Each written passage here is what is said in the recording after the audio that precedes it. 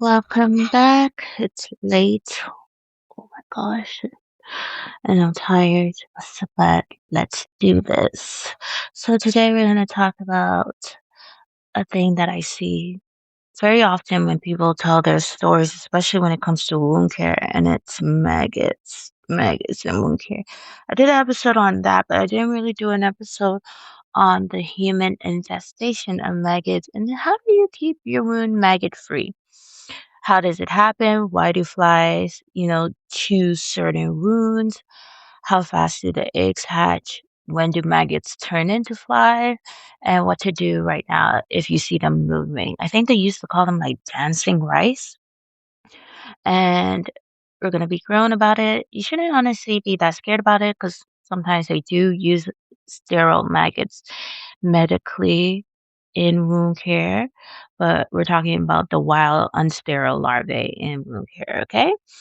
So, what is it actually called? And medical disclaimer, like I said, let's make common sense common medical education. So, myiasis.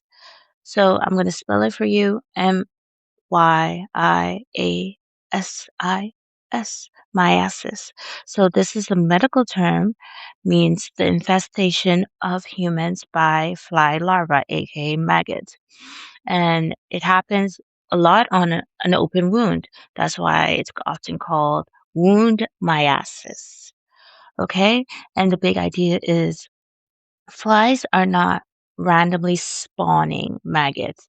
Fly a fly can lay their eggs or deposit its larvae, depending on which species it is, and the wound becomes a warm, moist, nutrient-rich nursery for the maggots.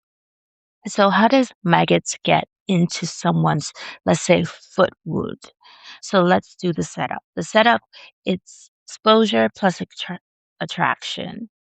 So most wound infestations happen when a wound is uncovered or poorly covered, like not dressed properly or securely, is exudative, so ones that drain a lot, they like the wet drainage, odorous, sometimes if it's necrotic infection, heavy bioburden, soiled, like have like urine or fecal contamination, dirty bandages, poor hygiene. If it's in warm, humid environments, f- flies thrive in that. Or in someone who has limited sensation, like a patient who has diabetic neuropathy or limited ability of self care. Okay? So flies are attracted to moist wounds or lesions and will lay their eggs when the conditions are right. So it's attraction to moist wounds and it helps them lay eggs with rapid hatching. So why do patients with diabetics are make it likely or is it common? Diabetes, like I said, is a perfect storm. The patients who have neuropathy, they can't feel the crawling because when I have patients that have possible maggots, they'll tell me it's like I feel like something's moving in there. I'm like, oh, but definitely nothing to be ashamed of. Let's just get it fixed and make sure it doesn't happen again.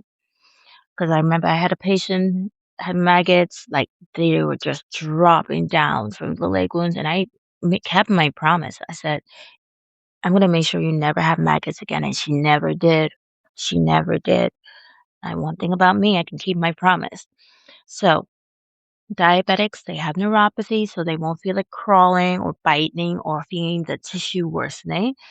Patients with peripheral arterial disease and ischemia, their wounds are slower healing. You have to remember they're more prone to necrosis because the blood flow is compromised and there might be an odor on and then patients who have immune changes are high risk of infection and then patients who have like vision or physical limitations like dressings changes can be delayed. Okay. So, translation, the wound can stay longer open. Like if the wound stays open, it smells stronger, it leaks more, the flies will notice. That's why I don't like when patients be like, oh, I left it overnight to air out. That's absolutely don't do that. don't do that at all because that's the perfect time for a fly to lay eggs, okay? And honestly, I had a patient who had a little bit of gas, but the toe was mummified. And when I was opening up with the scalpel, I'm like looking and I was like, what is that? Like I just felt like I was Cardi B. I was like, what is that? And I'm like looking and then it's like a live maggot. And yeah, the patient felt very insecure about it. And I feel like they felt a little bit ashamed. But I was like, no, no, this happens all the time. This is something commonly see. This person didn't have good sensation and the toe was necrotic. So he could not have known, okay? So, let's go through the step by step, okay? Of the fly to the egg to the maggot to the life cycle of the fly, okay? So, the adult fly finds a target. So, adult female flies seek protein and suitable sites for egg laying. They may lay eggs in decaying material, but in facultative myiasis, they are drawn to moist wounds or lesions.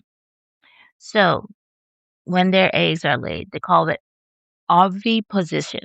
So, eggs are typically laid at the wound edges or in crevices or under the dressings where they are very wet or loose, or in areas where there's necrotic tissue or heavy exudate. So, as you notice, there's a key heavy exudate, moist, or crevices, okay? Or dressing is loose. So hatching can occur as little and as quickly as within 10 to 20 hours in favorable conditions.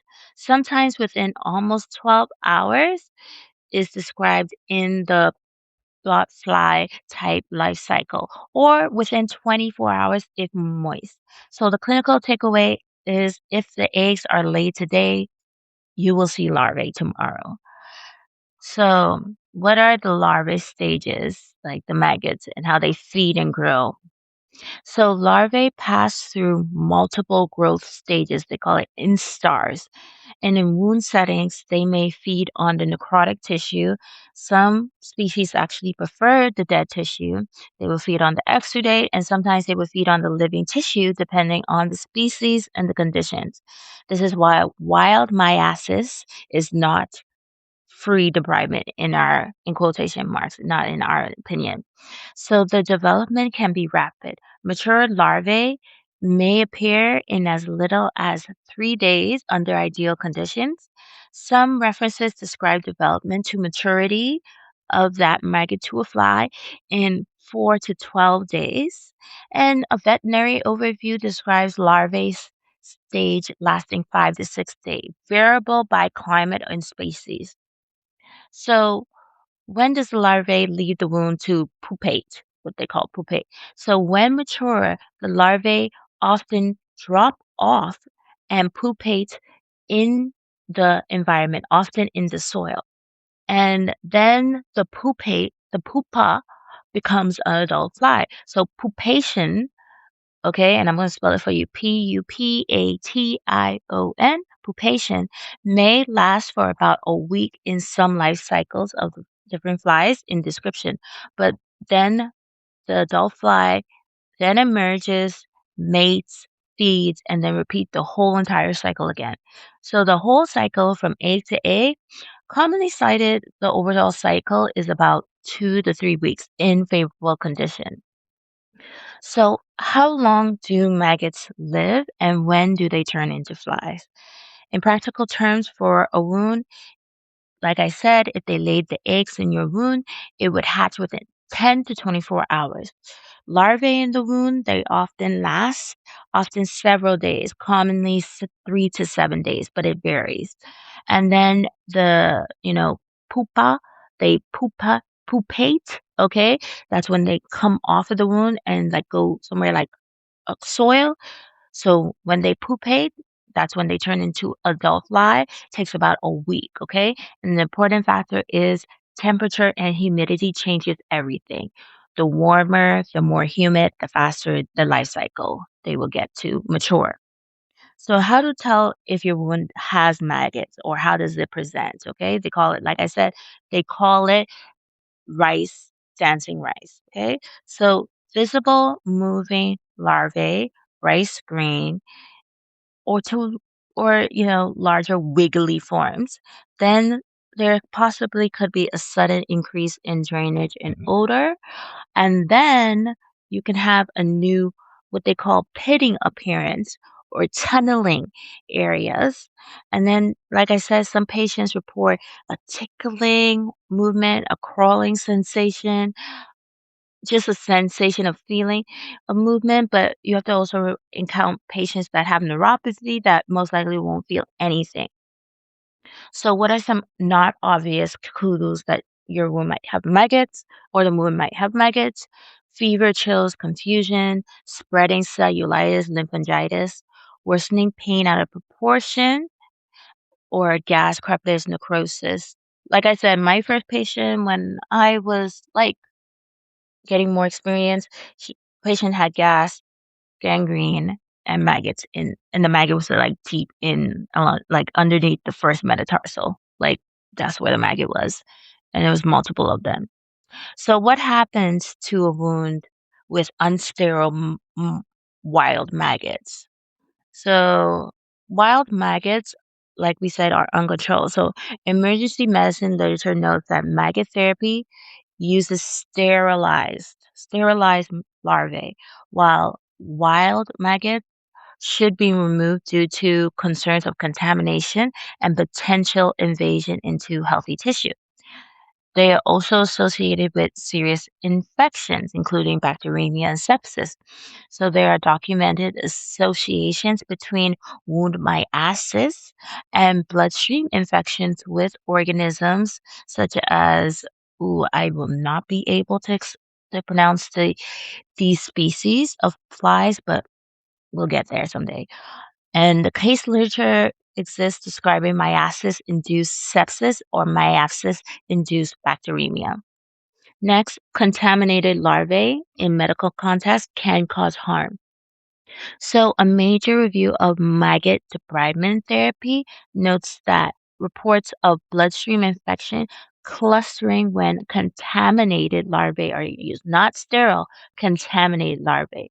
So, that's one of the main reasons for the sterile technique and a regulated supply matter. If they do maggot therapy on you, it's sterile. It's sterilized, okay? It's clean. So, bottom line, even if the larvae appear to be cleaning the tissue, wild larvae are not considered safe for the wound, okay? So, what to do if you see maggots in a wound, okay? First priority, I would treat it as urgent, okay? If you're listening to this and you see larvae in the wound, this is not like a wait and see type of situation. This is the same day, let's get rid of these situation, okay? The healthcare provider has to remove the larvae and clean the wound appropriately. But what's not to do? Do not use harsh chemicals or bleach and put it in the wound because it can cause tissue damage or systemic absorption risk. Do not aggressively dig deep with instruments at home. Don't do that at home. Okay. Let the healthcare provider take care of that because you could push the larvae deeper or introduce infection, and don't redress it or ignore it. Reasonable immediate steps could be you can cover it with a clean dressing to reduce any escape or spread of the fly, but you must clean it and gently irrigate it with clean water or saline water and bring it to the doctor immediately. So, overview common medical approaches for extraction of the maggots. I mean, I'm just going to say what I like to do whenever I see it. I just get a bottle of hydrogen peroxide and I just pour it on there, spew it on there, or, get a nice full bottle of hydrogen peroxide. And this is just my method. It might not work for anybody, but it works for me when I have maggots in the patient wound. I get hydrogen peroxide, make sure it's a full bottle, I squeeze, or I pour on tire, and they literally drop like flies, like the term drop like flies. That's what works for me, okay? Occlusive methods. Some people like to occluse, like make it closed off. Occlusive method that encourages the larvae to come to the surface, or some people will use ivermectin, which is you could use a topical or oral in some cases. And then also you have to evaluate the patient for secondary infection and treat accordingly. And then also you have to reassess the patient's vascular status, the depth, the risk of osteomyelitis, tetanus status, and wound care plan. And if a screwworm is suspected, okay, because there are CDC guidance for New World screwworms, you have to remove, kill all visible larvae, eggs, specimen handling, and report it, okay? So how to get rid of the maggots on the wound? Like I said, remove the larvae safely and completely. If the larvae remains at large and infestation persists, the larvae can continue with tissue disruption. Control the wound environment. Like I said, cleanse. You might have to debride all the devitalized tissue, manage the infection, odor, and exudate, and apply appropriate dressing, and break the fly access. So, a perfectly treated wound that remains uncovered in a fly-rich environment will be infested immediately. So, you have to cover it, make it hostile for a fly to want to put any babies or eggs in that environment. So prevention is better than cure, like I said. So how do you stop? Like fly proof, literally fly proof your wound. Okay? Because it does happen. It does happen to patients because like I said, flies, they love the moist wound environment. They love the devitalized tissue. They like the high bioburden. That's why you see flies on dead tissue. Doesn't necessarily mean your wound is dying. That doesn't necessarily mean that. It's just a perfect environment for it to lay its eggs, okay? But let's go through the checklist of how to fly proof your wound. So first, keep the wounds covered and secure with secure dressing. So no letting the wound air out overnight, okay? Change the dressing as scheduled, okay? Especially if it has heavy exudate or heavy drainage, change it accordingly so that the drainage doesn't what we call strike through. Control the odor and the exudate. So necrosis, infection, the smell will attract as well. Skin hygiene around the wound, okay? That's why like me some ginger violet, a strong antiseptic would be nice to do around to protect the border. Some people like zinc oxide to protect the boundary of the wound. So, but good skin hygiene, don't just change the wound and slap a dressing on without cleaning the wound appropriately. Environmental controls, so like screens, reduce indoor flies. Okay, if you see flies around the house, and then proper trash disposal, and then also protect high risk patients, patients who have neuropathy, patients who are immobile, patients possibly homeless, patients who have cognitive impairment. You have to make sure that their wound dressing is safe and secure for them, okay? Foot checks daily or the caregiver to check the feet daily. And then rapid response whenever you see a dressing slipping, because sometimes they roll down. Let's say the patient has leg wounds, they roll down even due to even movement, they'll roll down or roll up, okay? If you see the dressing getting wet, if you notice it's starting having a smell, you have to change it more frequently, okay? And like I said, the CDC emphasizes the importance of wound cleaning as part of the recovery and treatment. So let's talk about a little bit of a plot twist. Sterile maggots in medicine versus wild maggots in neglect, okay? So let's separate it because there are in internet myths when it comes to this evidence-based practice, okay? So sterile larvae therapy, these are sterilized maggots, okay?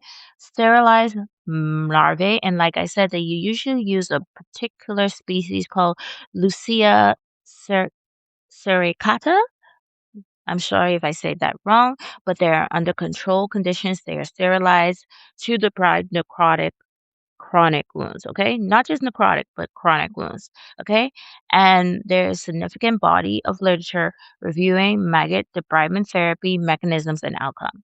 Now, wild myiasis. When it's wild myiasis, that's when it's uncontrolled, it's a human infestation, unknown bacterial load, unpredictable tissue behavior. This emergency medicine distinguishes from actual sterile larvae therapy. You should treat it as an emergency, remove it, and you have to remove it and clean the wound appropriately. So, in the end, when it comes to the takeaway of this episode, the eggs can hatch within 10 to 24 hours if they were laid on your wounds. Maggots can mature within days and then they leave the wound to what they call pupate, which is like, I guess you can equate that to puberty because they become an adult, okay? The whole cycle takes about 2 to 3 weeks in favorable conditions. Like you said, the warmer, the more humid, the better for them. Wild myiasis has been associated with serious bacterial infection and bacteremia. And then management of maggot infestation, urgent evaluation, removal, irrigation, debridement, sometimes consider ivermectin approaches in selected cases. So let's do some quick, I guess, questions when it comes to maggots. Let me see if I can find some quick questions on maggots. Very, very, very, very quick. I don't think I can. Oh, let's do it. Okay, quick question. What is myiasis? So myiasis, what is myiasis? Myiasis is infestation of the human or animal tissue by fly larvae, aka maggots, that feed on living or necrotic tissue, body fluids, or ingested food. What is the most common type seen in diabetic foot patients? The answer is wound, aka cutaneous myiasis, infestation of an open wound. How do flies detect a wound suitable for egg laying?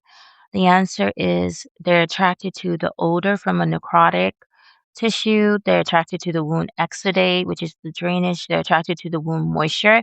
They're attracted to the blood, the proteins, and the warmth. So it's like a warm, humid environment for them. How quickly can a fly eggs hatch after being laid in a wound, typically within 10 to 24 hours in favorable, warm, moist conditions? Through how many larvae stages, what they call stages, they call them instars, do maggots develop? There are three larvae stages before it becomes a pupa, like a pubescent fly, I guess. And how long do maggots usually remain feeding in a wound before leaving? Approximately, they'll be in the wound for about 3 to 7 days, depending on the temperature and the species. What happens after the larvae leaves the wound? Like I say, they pupate. They pupate in a soil-like environment or soil, and then they develop into an adult fly within 7 to 10 days. And then what is the total life cycle from egg to adult fly? It takes approximately 2 to 3 weeks under favorable conditions.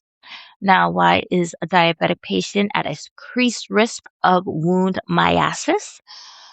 Because they have neuropathy, so they couldn't feel the wound or the dancing or the crawling of it, poor circulation, impaired immunity, chronic wounds, and then also limit limitations when it comes to self-inspection ability. And then what are the key differences between sterile maggot therapy that they do use in wound care to help with debridement or wild maggot infestation? Like I said, the sterile one, it's sterile, it's medical grade, it's a controlled environment under supervision and used for debridement. Wild myiasis, which is uncontrolled, just getting infected by a fly in their larvae, it's contaminated, it's uncontrolled, it's usually neglect associated, and the patient's at higher risk of infection or tissue damage. I won't name the two bacteria that are associated with the maggot infested wound bacteremia. They are very long words. I can't even, to be honest, I'm not even going to spell it, but I'll look it up for y'all to spell it, say it properly because the spelling is long as it is. So, what are some signs of myiasis that has progressed to systemic infection? The answer is going to be fever, tachycardia, hypotension, confusion, leukocytosis. And what is the first management step when maggots are seen in a wound? Urgent medical evaluation and mechanical removal of the larvae. What should patients not do at home? Answer: do not pour any chemicals or bleach on the wound. Do not do that. Do not aggressively dig into the wound. Do not do that. Do not ignore the infestation. Go to see your medical provider or go to the ER immediately. What medication can be used in some cases to treat myiasis? Ivermectin, okay, and that's by a health professional, okay, licensed health professional.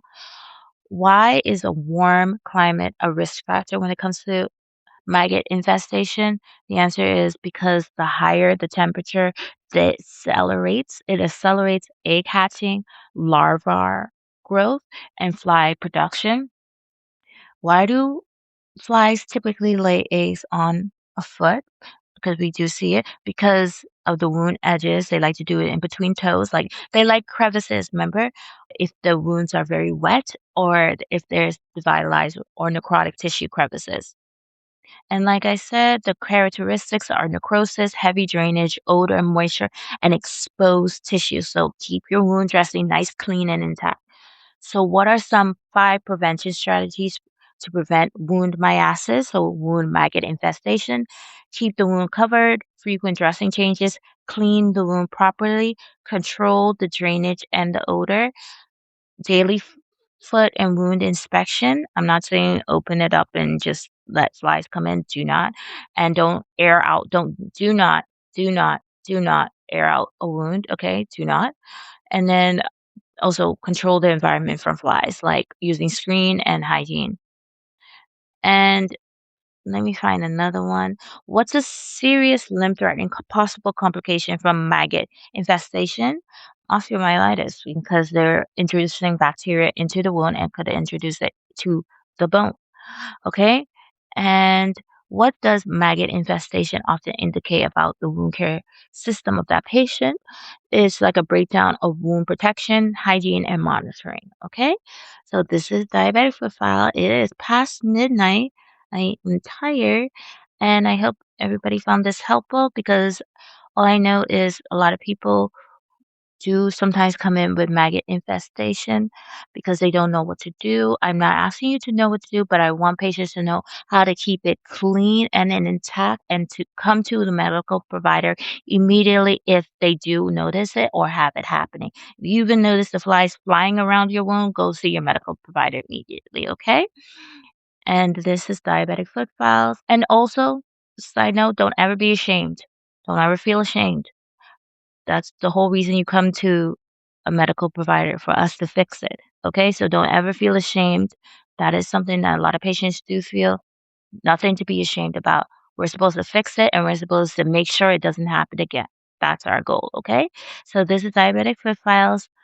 I'm Dr. G, and take care of your feet because it take care of you.